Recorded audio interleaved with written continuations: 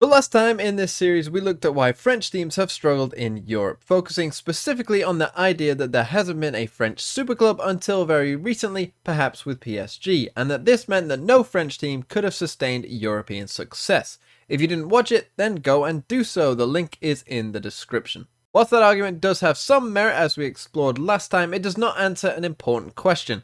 Sure, not having a superclub might mean you won't win the Champions League or European Cup, but superclubs don't often win the Europa League or UEFA Cup. Take Sevilla for example, they have won the Spanish League once in 1946, long before European competitions were even a thing, and yet they have won the Europa League a record 6 times.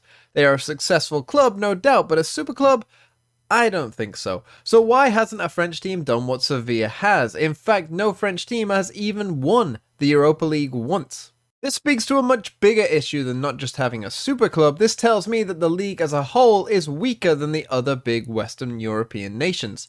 So why is that? Well, there are numerous factors. In fact, we can maybe revisit our initial reason of not having a super club. See, as we discussed last time, Lyon were the last club before PSG that dominated France. However, as I mentioned last time, by the point in the 2000s, the ship had already sailed in terms of entering Europe's elite without massive state-backed investment like a Man City or PSG. So Lyon became a selling club, but really the French league became a selling league. And one possible reason for this is that without a super club, they could never attract the best talents in the world as a league, and they got a reputation as a farmers' league. We see this today with many top talents across Europe being developed in the French league, but the clubs in the French league outside of PSG simply don't have the financial capacity to be able to pay the top players, and so must sell their developed talents to stay afloat.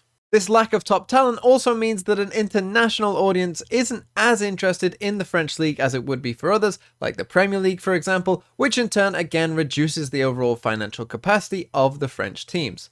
And this again means they have to sell their best players. At this point, barring a massive financial investment from ownership like a PSG, it does seem unlikely that other French teams will be able to break this cycle. But even if one other team did get state-funded backing in the French league, that might then help the French league overall, as it might become a very interesting title fight each year, but as of now, that simply hasn't happened.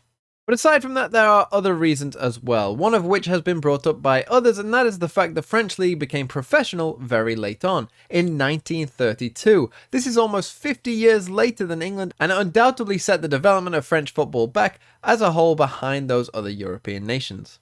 Professionalism of course drives creativity, and the need and want to win becomes much greater as the financial incentive to do so becomes bigger, and therefore this late adoption of professionalism within the French game had a big impact on the tactical and physical sides of the game as well, and also the infrastructure around the French clubs. Now this might explain some of the slow developments in the French leagues in the early years, but I am skeptical as to whether this argument still holds weight all the way up until the late 20th century and into the 21st century, so there still is more to the story. Perhaps a more intriguing option is the tactical identity of French football, or perhaps lack thereof, which could partly be attributed as well to the late development of professionalism. When we look at French footballing culture, unlike the other big four European nations, and even throw the Netherlands in there as well, France didn't have the same level of overarching national philosophies that those others did. This isn't nearly as relevant today, where it's very easy to watch and study games and tactics from across different leagues, and everyone shares ideas, but back in the 20th century, where that maybe wasn't a possibility, distinct ideas about football were formed in separate countries, and interestingly, at different times it seems that one nation was able to take advantage over the others tactically as rules and conditions of football changed. For instance, we see multiple periods of dominance in European competitions by a single nation, but not necessarily by a single team. From 1962 to 1965, 3 European Cups were won by Italian sides in a row who were deploying the Catenaccio system, a highly rigid defensive style not seen in other European leagues at the time. From 1969 to 1973, 4 Dutch teams won the European Cup in a row, with Feyenoord also winning the 1974 UEFA Cup.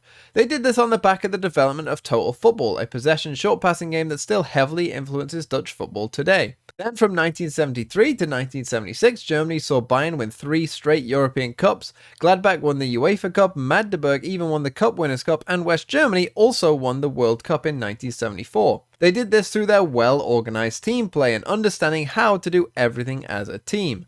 Then came a period of English dominance as well. From 1976 to 1982, English sides won 6 European Cups in a row. They'd also get 2 UEFA Cups as well. Clearly the classical English 4-4-2 get the ball in the box style was dominant during this period, as shown by the fact that multiple different teams were able to use very similar tactics to achieve the same goal. And then most recently, we even saw tiki-taka football from Spain dominate the European landscape. Spanish teams from 2008 to 2018 won 7 of 10 Champions League titles, including 5 in a row and 5 Europa Leagues during that time as well. These distinct footballing ideas are all heavily ingrained within the footballing culture of those countries. And it's not that France has none of this, it's just that those ideas and that shifting advantage or metagame was maybe never as pronounced in France as it was for those other nations, and so they could never get the benefits of having a tactical edge over the others. One reason for this might be geographical. France is located in the center of all these other countries, and so maybe instead of their own game developing on its own,